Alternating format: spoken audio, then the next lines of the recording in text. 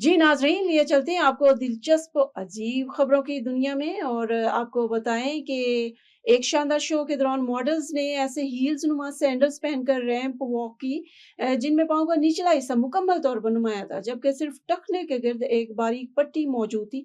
बज़ाहिर ऐसा महसूस होता था जैसे जूते का तस्वर तो मौजूद है मगर जूता खुद गायब हो चुका।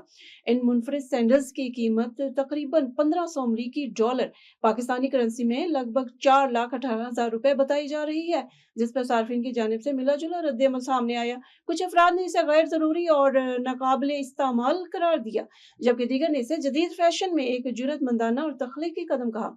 माहिरीन ने फैशन के मुताबिक ये डिजाइन रवायती जूतों के तस्वर को चैलेंज करता है और इसे एक अलामती इजहार में बदल देता है। जूता सिर्फ पहनने की चीज नहीं बल्कि एक एहसास, तस्वुर और जमालियाती इजहार भी हो सकता है। अमेरिका की रियासत वर्जीनिया से ताल्लुक रखने वाले 22 साल एथलीट ज़वियर डिलॉर्ड ने 24 घंटे में 12,412 पुल अप्स मुकम्मल करके गिनीज वर्ल्ड रिकॉर्ड तोड़ने की जबरदस्त कोशिश की।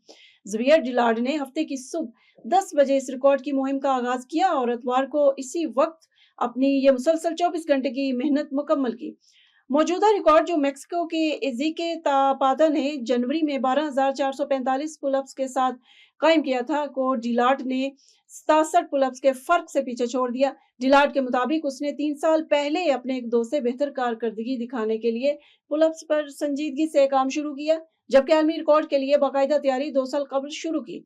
अब इस कारनामे की तस्दीक के लिए तमाम शवाहिद गिनीज वर्ल्ड रिकॉर्ड्स के पास भेजे जाएंगे, जिसके बाद ही उसे बाज़ाब्ता तौर पर रिकॉर्ड तस्लीम किया जाएगा। मशरकी चीन से ताल्लुक रखने वाली दुल्हन नज़ला ज़ुकाम के गलत इलाज के बाद कोमा में चली गई थी, लेकिन वो अपनी शादी के महज 2 दिन पहले ही होश में आ गई और मंगेतर को देखकर मुस्कुराई।